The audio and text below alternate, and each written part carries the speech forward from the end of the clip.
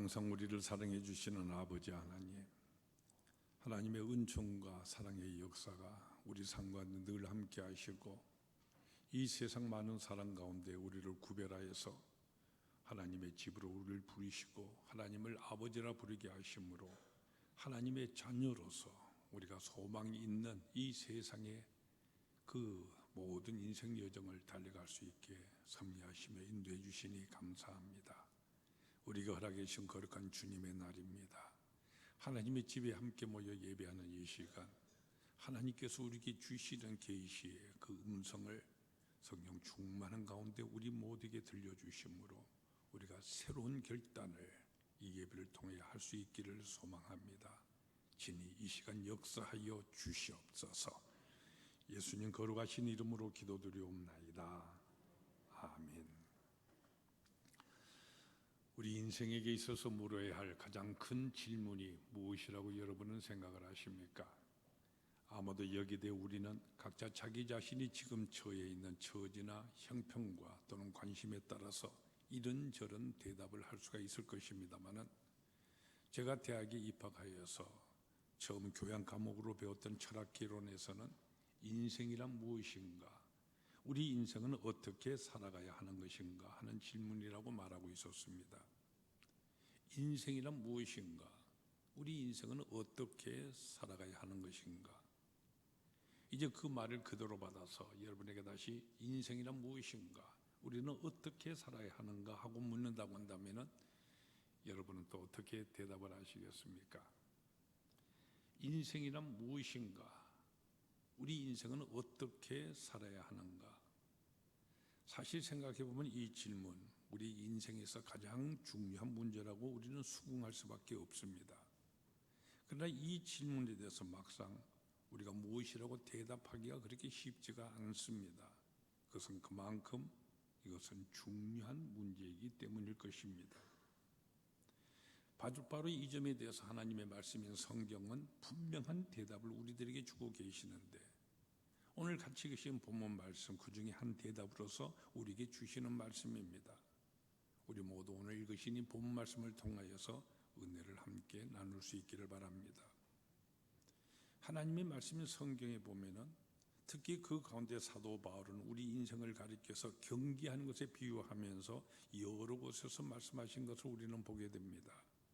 오늘 같이 계신 본문 말씀이 그 중에 하나인데, 그리고 보면 이 경기하는 것과 우리 인생이라고 하는 이것은 유사한 점이 참으로 많이 있습니다.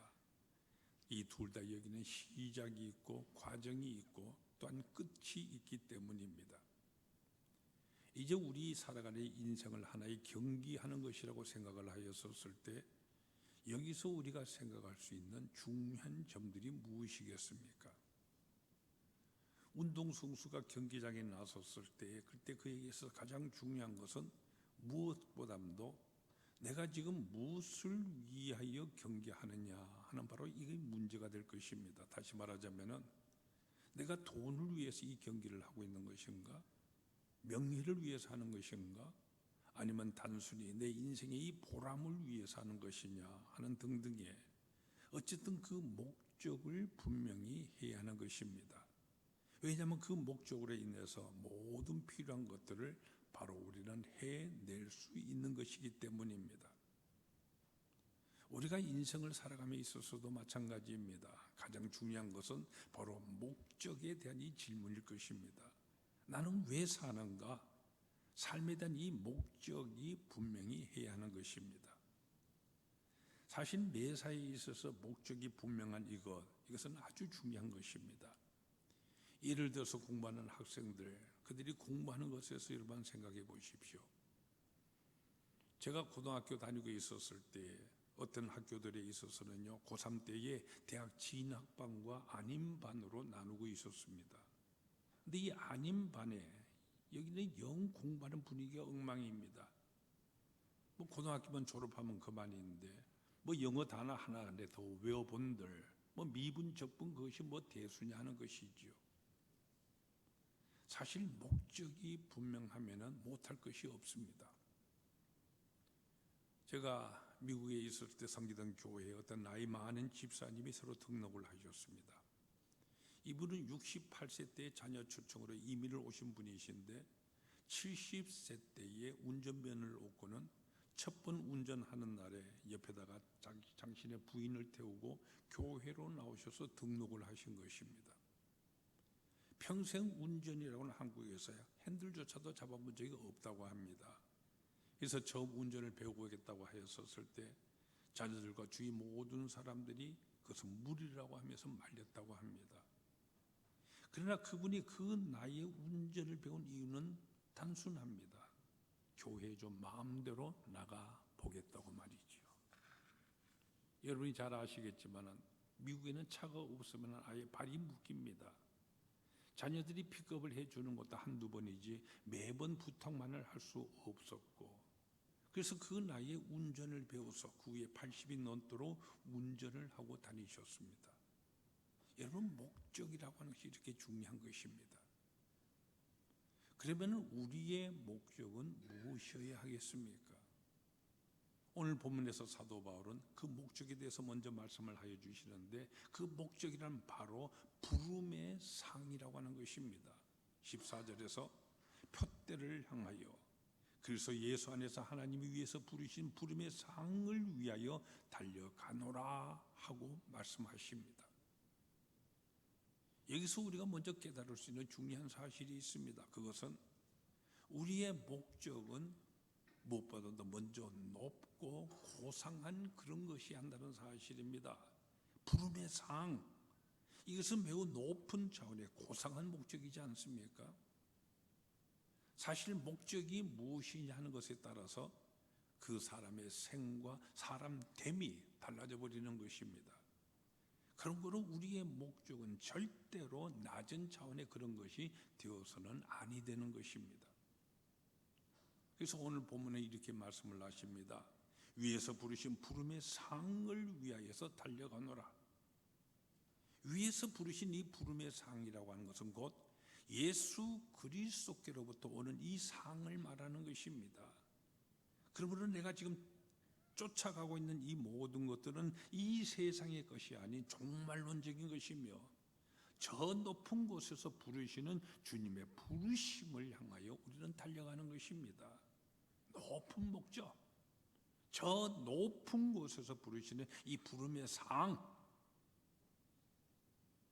그러면 또 한편으로 우리가 생각해 볼 때 목적은 이렇게 분명히 높은 것이어야 할 뿐만 아니라 또한 여러 개에서는 곤란하다는 사실을 우리는 또한 알게 됩니다. 단순히 그것만 하는, 그렇게 그 목적으로 생각하며 우리는 뛰어야 하는 것이죠. 이것저것 다른 것을 생각하노라면 경기에서는 이길 수가 없는 것입니다. 운동선수에게 있어서는 정신력, 이것이 가장 중요한 것이라고 말하지 않습니까?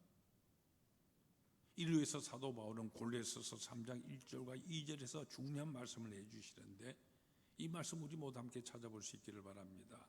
신약성경 326쪽에 나오는 말씀입니다. 326페이지 골로새서 3장 1절과 2절 말씀입니다. 326페이지에 있는 골로새서 3장 1절과 2절 말씀, 우리 모두 함께 이 말씀을 봉독하시겠습니다. 그러므로 너희가 그리스도와 함께 다시 살리심을 받았으면 위의 것을 찾으라. 거기는 그리스도께서 하나님 우편에 앉아 계시느니라. 위의 것을 생각하고 땅의 것을 생각하지 말라. 위의 것을 생각하고 땅의 것을 생각하지 말라고 하셨습니다. 이것은 목적을 높은 데 두되 오직 한 가지 그것만 생각을 하면서 경기에 임해야 한다는 같은 말씀인 것입니다. 그러니까 우리의 목적은 높은 것, 그리고 오직 그것, 바로 이것이지요. 이제 다음 두 번째로 제기되어지는 문제라고 하는 것은 바로 과정에 대한 문제입니다. 그러면 우리가 달려가는 이 경기 중에는 우리가 어떻게 해야 하는 것인가 하는 같은 문제인 것입니다. 사도 바울은 여기에 대해서 오늘 본문에서 내가 이미 얻었다 함도 아니요 온전히 이뤘다 함도 아니라고 말씀을 하십니다. 당신 자기 자신 지금 어디까지 왔든지 간에 현재로서 여기 자만하지도 말고 반대로 절망하지도 말아야 한다는 말씀입니다. 자만도 절망도 절대 금물인 것입니다. 여러분, 운동기 경기 가운데 마라톤 하는 운동선수의 경우를 한번 생각해 보십시오. 한 절반쯤 뛰어오는 그 지점에 있어서 자기가 지금 제일 앞에 뛰고 있다고 하여서 이만하면 되었다고 하거나 이제 우승은 내 것이라고 이렇게 말해서야 되겠습니까? 이는 절대로 용납될 수 없는 그 같은 자세요, 그 같은 생각인 것입니다. 언제이든지 간에 결승점에 이르러서 테이프를 끊기까지는 자신을 과신하거나 교만한 것 절대 금물인 것입니다. 예를 들어서 농사 짓는 여기에서도 마찬가지입니다. 봄에 비도 풍족이 왔고요, 또 여름이 유난히 뜨거워서 태풍일 것이라고 예측을 하고 있었는데 생각지도 않게 태풍이 그에 물어닥쳐서 평년작에도 미치지 못하는 경우가 종종 있었지 않습니까? 그 때문에 농부들은 감히 그 같은 말을 하지를 아니합니다. 대신에 먹어야 먹는 듯하다 이렇게 말을 합니다. 풍년이 되고 안 되고는 창고에 거두어 들이기까지는 말할 수 없다는 그런 뜻일 것입니다. 근데 별 생각도 없는 사람들이 그저 몸만 심어놓고는 풍년이다, 금년 수확은 얼마다 하고 미리 계산들을 하고 앉았으니까 참으로 한심한 노릇이 아닐 수가 없습니다. 그래서 여러분도 아마 기억을 하실 것입니다만은 언젠가는 거두어들이기도 전에요, 금년은 풍년이다, 얼마가 남는다, 어떻게 해야 할까, 그러면 술 만들어 먹자고 캠페인을 해서 소비를 해야만 한다 이렇게 말하면서요, 그래서 비축미를 방출해 가면서 막걸리 만들어 먹기 운동까지 벌렸었는데, 근데 그 다음에 막상 계산을 해보니까 쌀이 모자라서요, 그래서 몰래 수익까지 해와야 했던 참으로 어처구니 없는 이와 같은 일들도 있었던 것입니다. 그러면 왜 이와 같은 어리석은 일들이 있는 것입니까? 그것은 다름이 아닙니다. 도중평가를 가지고 자만해야 하기 때문입니다. 선수는 마지막에 골이 나는 그 순간까지는 절대로 마음을 놓을 수가 없는 것이고요, 또한 놓아서도 아니 되는 것입니다. 바로 이 말을 우리 믿음의 생활에다가 적용해 본다면 우리 그리스도인들은요, 주님께서 부르셔서 주님 앞에서 내 영혼 받아 주시옵소서 하고 요단강을 건너서 주님 앞에 서는 그 순간까지는 절대로 자만해서는 안 된다는 것을 말해주고 있는 것입니다. 그러니까 지금 나는 참으로 잘 믿고 있다고 그렇게 생각하거나 혹은 나는 다른 모든 사람들도 월등하게 신앙생활을 잘하고 있다니 같은 생각 따위는 꿈에라도 생각해서는 안 된다는 말인 것입니다. 오늘 본문에서 사도 바울이 말씀하시는 것처럼 내가 이미 얻었다 함도 아니요 온전히 이루었다 함도 아니라는 말입니다. 그러므로 어떤 경우에서도 교만할 것이 못 되는 것입니다. 그러면 우리 그리스도인들은 나는 아직도 다 이루지 못했다고 그렇게 늘 불안한 가운데서 그렇게 뛰어야만 하는 것입니까? 그렇지가 않습니다. 오늘 본문 말씀은 오히려 보장된 승리가 있음을 우리에게 말씀해 주고 있습니다. 오늘 본문 12절 말씀을 보면은 오직 내가 그리스도 예수께 잡힌 바 된 그것을 잡으려고 달려가노라고 이렇게 말씀하고 있습니다. 잡힌 바 된 그것이라고 하는 것을, 이거 사도 바울의 입장에서 본다면은 자기 자신 예수를 핍박하던 이와 같은 사람이었기 때문에 도저히 구원받을 수가 없었음에도 불구하고 주님께서 자기 자신 강제로 체포하심으로 내가 포로가 되었다는 말입니다. 그러니까 주님께서 자기를 포로로 해서 예수를 믿게 했고 또한 하나님의 종으로까지 만드신 것입니다. 사도 바울은 바로 이와 같은 자기 자신을 생각할 때 여기는 하나님의 절대적인 주권적인 경륜이 있는 것이고, 따라서 자기 자신에 대한 이 구원은 틀림없이 보장을 받았다고 확신하면서 이렇게 살아가는 것입니다. 사실 우리의 믿음 생활에 있어서 바로 이 우리가 하고 있는 이 믿음의 생활을 방해하기 위한 사탄의 음성이 계속해서 우리에게 들려옵니다. 너는 이런저런 이와 같은 잘못을 범했었지 않느냐? 사실 너는 죄인이지 않느냐? 그러고도 네가 뭐 예수 믿는다고 하느냐? 그러고도 무엇을 한다고 하느냐? 또 너는 실제로 부족하지 아니하느냐? 그런 네가 과연 무엇을 할 수 있겠느냐 하고 말이지요. 여기에 대해서 우리가 이길 수 있는 대답을 사도 바울은 우리에게 말씀해 주시는 것입니다. 그렇다. 나는 약하다. 나는 부족하다. 죄 지은 것도 많다. 그러나 이와 같은 나를 우리 주님께서 나를 사랑하여 주셨고 나를 사랑하셔서 십자가에서 죽기까지 하여 주셨다.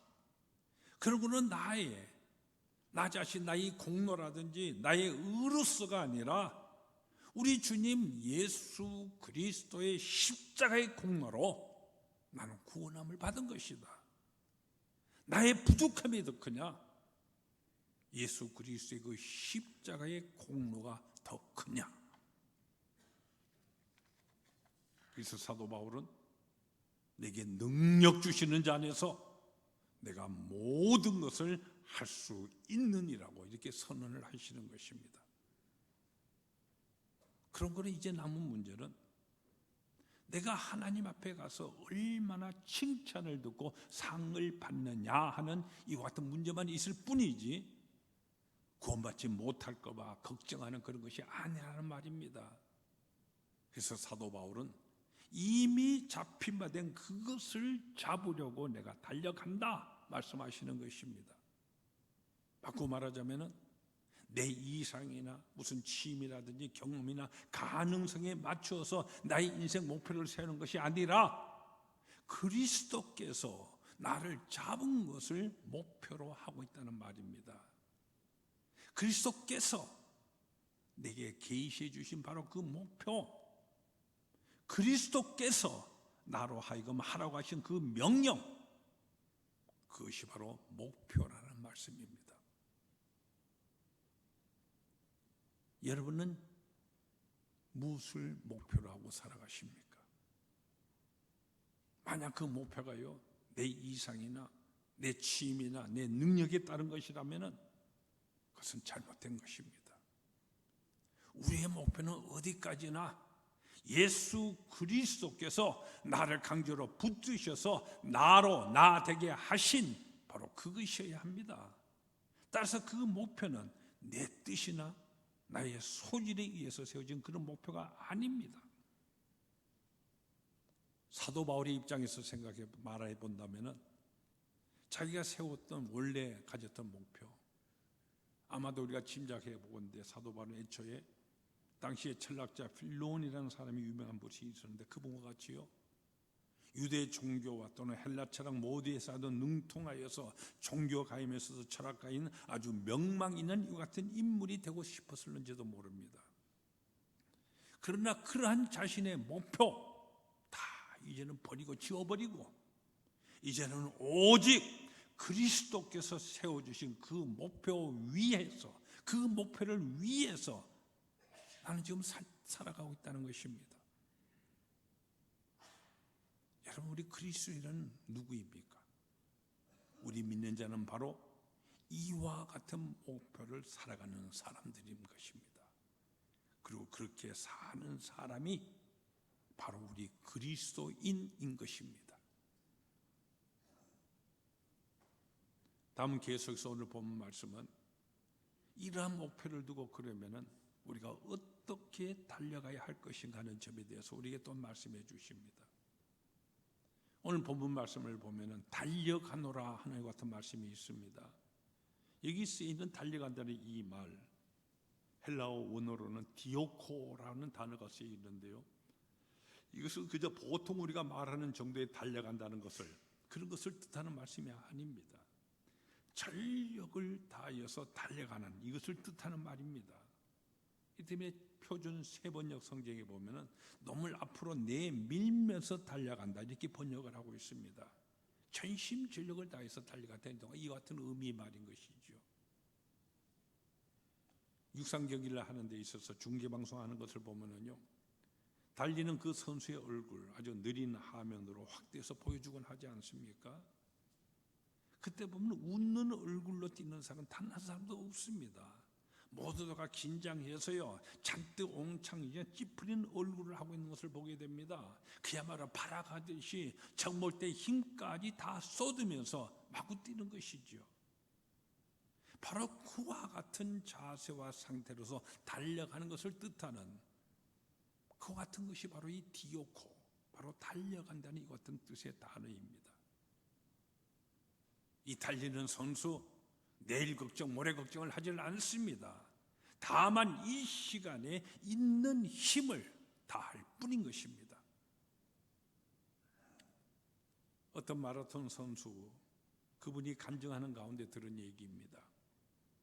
그분은 말하기를 마라톤이야말로 아주 고도의 기술이 필요한 운동이라고 말하면서요, 그러면서 우리가 물론 몇 시간을 수면을 취하고 무슨 음식을 먹고요, 훈련을 어떻게 하는 모든 것이 다 중요하지만은 가장 중요한 것은 바로 힘의 안배라고 이렇게 말하였습니다. 2시간 남짓 달리는 동안에 자기 자신이 가지고 있는 모든 힘을 무리함도 없고 또 남는 것도 없이 100% 활용하는 이 안배, 이것이 가장 중요하다는 것입니다. 이 힘의 안배를 잘못해서 전반에 다 쏟아버리고 남은 절반을 헐떡거리면서 힘을 쓰지 못한다고 한다면, 그러면 지금까지 뛴 모든 것들이 아무런 가치도 없는 그런 것이 되어버리고 맙니다. 반면에 골인을 한 다음부터 힘이 남아서 그리고 계속 뛰는 그런 정도로 간다면 그것도 잘못된 것입니다. 힘이 남았다면 진짜 그 힘을 다 써서 좀 더 좋은 기록을 낼 것이지 왜 힘을 남겼느냐는 말입니다.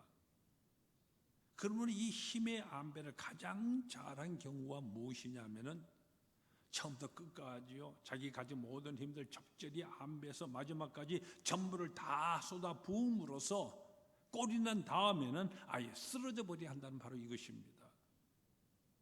참으로 옳은 얘기 아니겠습니까? 바로 이 문제를 놓고 우리 신앙생활을 한번 점검해 보시기를 바랍니다. 내가 있는 힘, 새벽부터 저녁까지 다 쏟아 버리라는 말입니다. 우리는 하루 시작함에 있어서 첫 기도를 할 때 오늘도 내게 주신 이 하루의 시간 전부를 깨끗하게 바칠 수 있게 되고 이렇게 기도를 할 것입니다. 하루 중 그저 어디서고 간에 구멍이 나서는 알이 되는 것, 그런 것이지 않겠습니까? 주어진 하루 20시간밖에 없는데 꽉 차게 살아야 한다는 말씀인 것입니다. 마치 마라톤 선수가 있는 힘을 다해 달려가듯이 우리의 신앙생활도 그리해야 된다는 말씀인 것입니다. 따라서 이렇게 잘 뛰기 위해서 우리가 꼭 해야 할 것이 있습니다. 여기에 대해서 히브리서 12장 1절 말씀에 보면은 이렇게 우리에게 분명히 일러주십니다. 히브리서 12장 1절인데 제가 봉독해 드리죠. 이러므로 우리에게 구름같이 둘러싼 허다한 증인들이 있으니 모든 무거운 것과 얽매기 쉬운 죄를 벗어버리고 인내로서 우리 앞에 당한 경주를 하며. 여러분, 운동선수 생각해 보십시오. 자기 몸의 거추장 모든 장애물들 다 제거해 버려야 됩니다. 그래서 부끄럽다고 생각할 것도 없이요, 다 벗어버리고 가장 가벼운 차름으로 그렇게 뛰고 있지 않습니까? 만약 옛날 우리 어른들처럼요, 가수고 도로마니 읽고 그리고 달린다고 한다고 생각해 보세요. 참으로 한심한 노릇이지 않습니까? 마찬가지로 우리의 이 신앙생활도 거추장 그런 것이 많이 있으면 그만큼 지장이 많습니다. 오늘 주님의 날 예배하기 위해서 나와야 하는 것인 줄 알면서도요, 다른 일들 때문에 못난 사람들이 있는 것들이 다 그런 이유에서인 것입니다. 이것저것 걸리는 것이 많이 있고, 그래서 늘 걱정으로 늘 살아간다는 이것은 참으로 불행한 일이 아닐 수가 없습니다.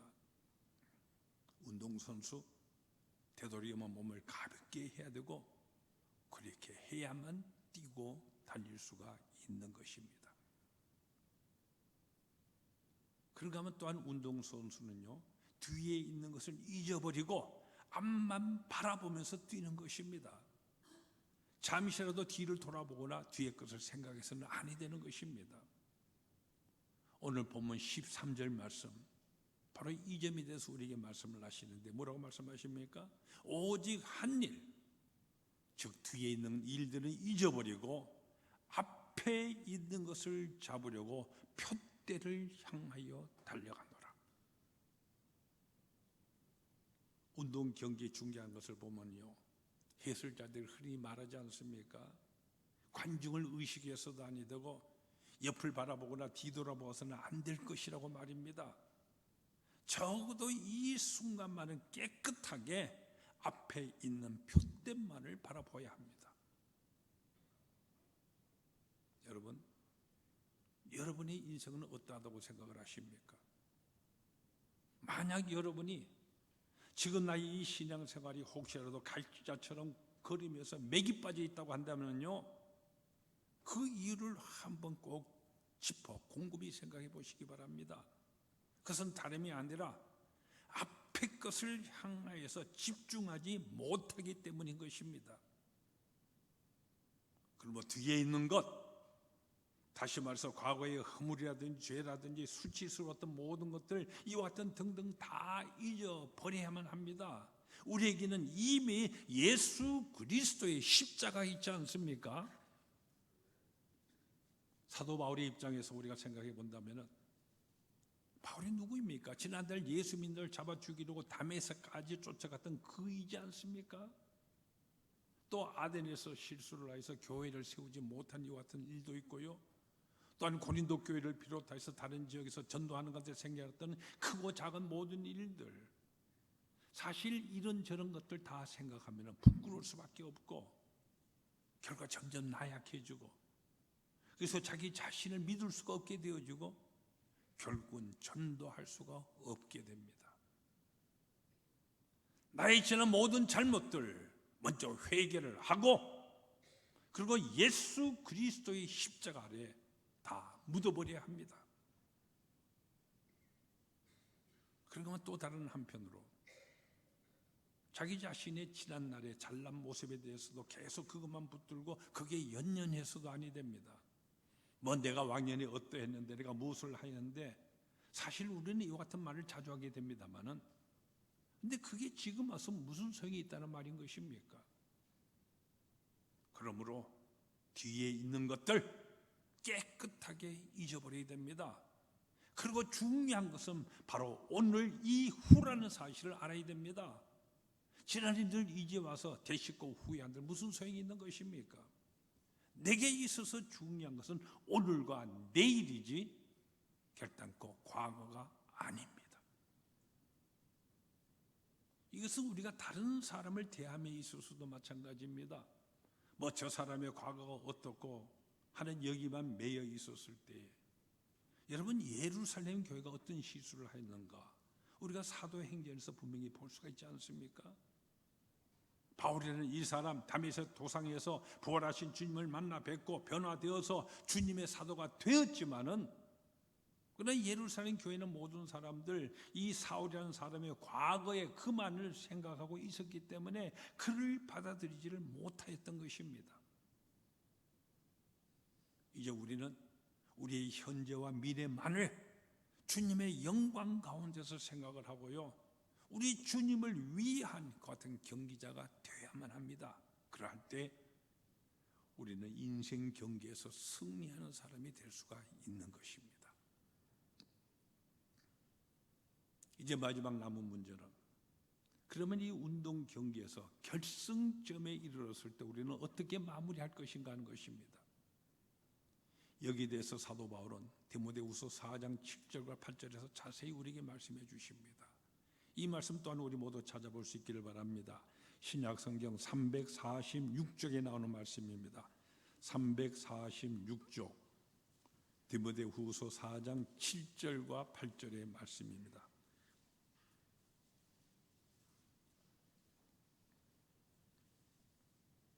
디모데후서 4장 7절과 8절 말씀, 우리 모두 함께 이 말씀 봉독하시겠습니다. 나는 선한 싸움을 싸우고 나의 달려갈 길을 마치고 믿음을 지켰으니 이제 후로는 나를 위하여 의의 면류관이 예비되었으므로 주 곧 의로운 재판장이 그날에 내게 주실 것이며 내게만 아니라 주의 나타나심을 사모하는 모든 자에게 도니라. 나의 달려가기를 마치고 믿음을 지켰으니 하고 말씀을 하십니다. 나의 달려가기를 마치고, 이것은 고린 지점의 직전에 있음을 말하는 것입니다. 이제 한 발조금만 더 들여놓게 되지만 그대로 요단강 건너갈 시점에 있습니다. 그리고 지금까지 믿음을 지켰습니다. 얼마나 멋있는 얘기입니까? 여러분, 우리 인생에 있어서 궁극적으로 남는 것, 그것은 믿음밖에 없습니다. 하나님 나라에 들어감에 있어서 과연 그 무엇이 통하겠습니까? 그러므로 우리는 순수하게 이 믿음, 이것을 지켜야 합니다. 그 시간에는요, 벌어놓은 많은 돈도, 널리 알려진 명예도 아무런 소용이 없습니다. 문제는 오직 하나, 믿음을 지켰느냐 하는 여기에만 있습니다. 그렇다면 진정 우리가 지금 총력을 기울여야 할 것이 무엇이겠습니까? 우리가 끝까지 붙들어야 할 것은 바로 믿음이라는 말씀입니다. 그렇기 때문에 믿음의 손해를 보고 이 믿음이 약해지는 것이라면 다 주워버리고요, 끊어버리고 마십시오. 믿음의 손해되는 이야기라면요, 여러분 누가 무엇이라고 말하든지 간에 듣지도 말고, 나 또한 이 믿음의 손해보는 말이라고 하면 하지도 말 것입니다. 가끔 우리는 따지기도 잘하고요, 뭐 이렇고 저렇고 지적하는 경우, 판단하는 경우도 많이 있습니다만은, 그로 인하여 다른 사람의 마음이 상하게 되어지고, 그러면 결국 나 자신까지도 어떤 모습이 되어버리고 맙니까? 믿음의 손해보는 말이라면 오히려 상가할 것이고요, 오직 믿음의 덕을 세울 수 있게 그렇게 표현을 하며 말을 해야만 할 것입니다. 그러니까 오직 믿음 안을 강하고 고귀하고 그렇게 해서 이것을 강하고 고귀하게 믿음을 간직했다가 우리가 요단을 건너서 주님을 만나게 될 때 그 앞에 우리를 모두 내놓을 수 있어야 할 것입니다. 우리 모두가 다 그렇게 꼭 되시기를 바랍니다. 그리고 사도 바울은 계속가에서 가장 중요한 말씀을 하십니다. 이와 같이 믿음을 지킨 자들에게 주님께서는 부름의 상, 그 생명의 면류관을 주신다는 말씀입니다. 이 면류관은 그리스도의 나타나심을 사모하는 모든 자들에게 주어진 것이라고 말씀을 하셨습니다.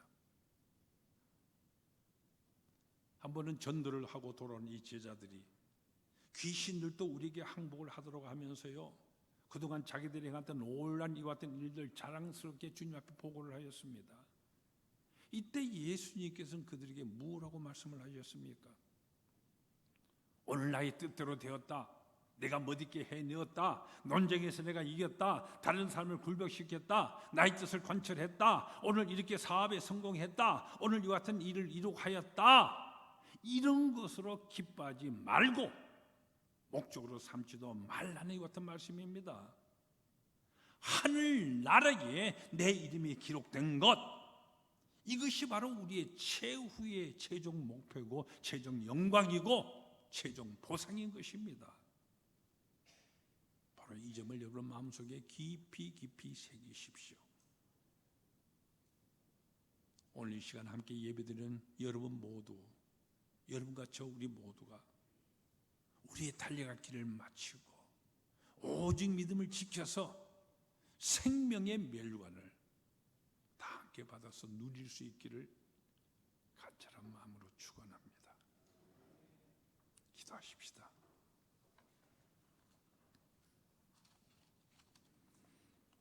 우리에게 하나님의 은총의 역사를 주셔서 오늘이란 이 시간을 주시고 우리에게 분명한 예수 그리스도로 인한 십자가의 보혈로 지난 모든 것을 다 씻게 하시고 우리 앞에 예배해 두신 부름의 상, 그 표대 생명의 면류관을 바라보며 오늘도 충성스럽게 믿음의 달려갈 길을 달려갈 수 있도록 인도해 주신 우리 하나님의 섭리와 은총과 사랑의 역사를 감사합니다. 사도 바울처럼 내가 달려갈 길을 다 달려가고 믿음을 지켰으니 이제 내 앞에 의의 면류관이 예비되었고 주의 나타나심을 사모하는 모든 사람들에게 이것이 보장되어 있다는 이 말씀을 우리 마음속에 새기고, 오늘도 우리 앞에 당한 모든 믿음의 경주를 충성하며 전력을 다하여 우리 하나님 기뻐하신 그 모습으로 달려가는 우리 되도록 인도하여 주시옵소서. 예수님 거룩하신 이름으로 기도드리옵나이다.